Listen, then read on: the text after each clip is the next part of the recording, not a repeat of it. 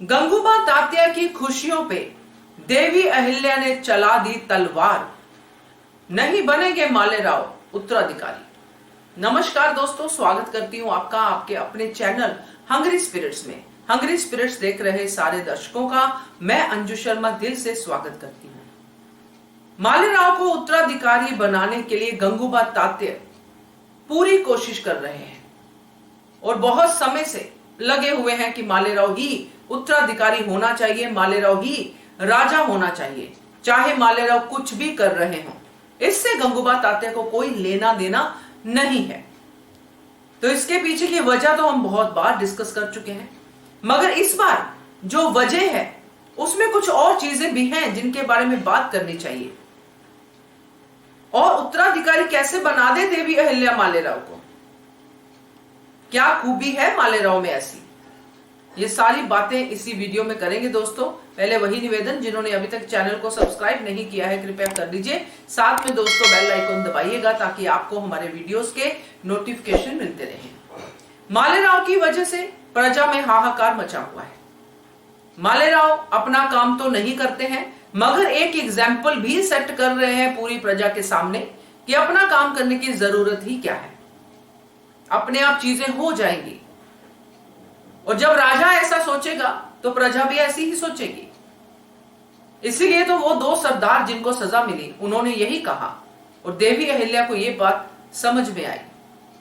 देवी अहिल्या जो कभी भी मालवा के लिए ऐसा राजा नहीं चाहेगी, उनके सामने एक बड़ी चुनौती उनका अपना ही पुत्र बन के आ गया है। बचपन था तब ये बातें बोल के छोड़ दिया जाता था कि बच्चा है, सब लोग यही बोलते थे, समझ जाएगा।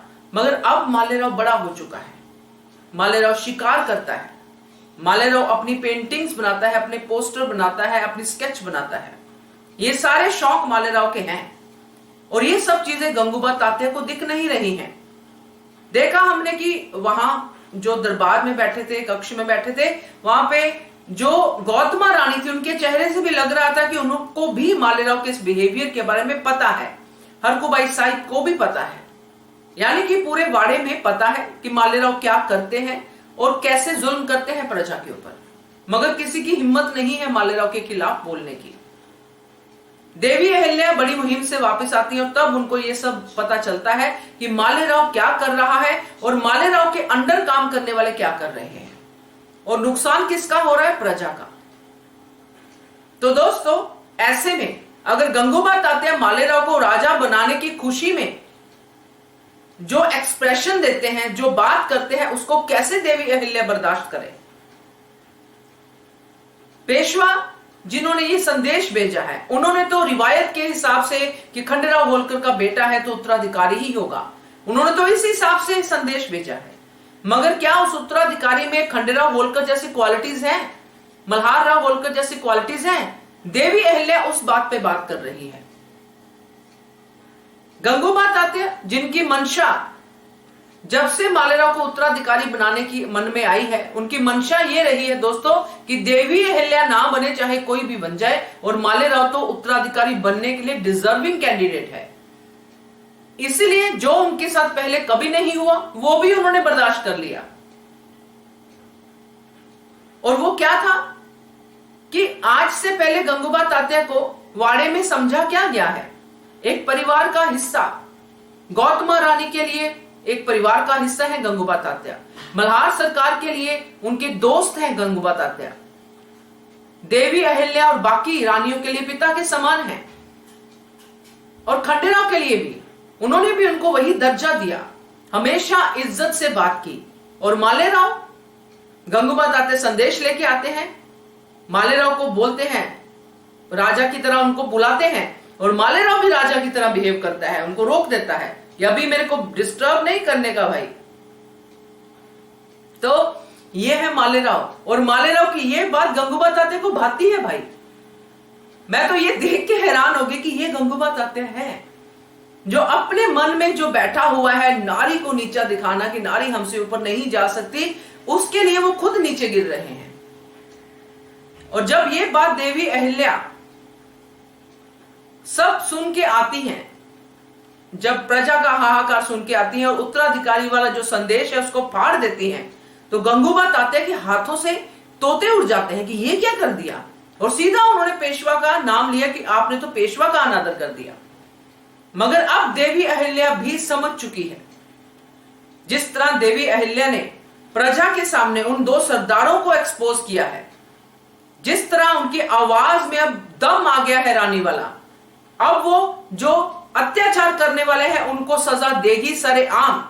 जो पहले देवी अहिल्या कम ही दिखती थी, वो हमेशा उन चीजों को मल्हार सरकार के साथ डिस्कस करते हुए फिर आगे बढ़ती थी, मगर अब उन्होंने कह दिया कि सीधा सीधा फैसला होगा, कोई सुनवाई नहीं होगी। तो अब देवी अहिल्या भी फर्म हो चुकी है अपने राज्य के लिए, अब वो भी कदम उठाएंगी। तो इसीलिए गंगूबा तात्या जब ये नजारा देखते हैं कि देवी अहिल्या ने ये कर दिया, तो वो पॉलिटिकल अपना एंगल लेके आते हैं कि पेशवा।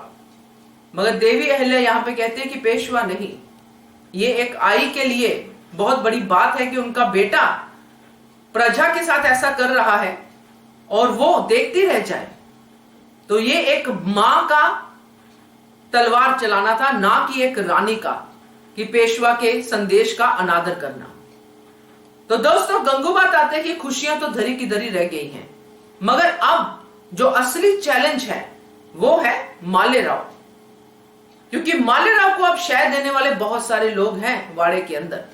कुछ इस तरह से देंगे जैसे गंगूबा तात्या देते हैं कि आपको राजा बनना है, आप ही उत्तराधिकारी हैं, क्योंकि कोई और उत्तराधिकारी दिख नहीं रहा है। दूसरी है रकमा, वो तो पूरी तरह से मालेराव के साथ उसको बिगाड़ने में लग गई है और बिगाड़ चुकी है।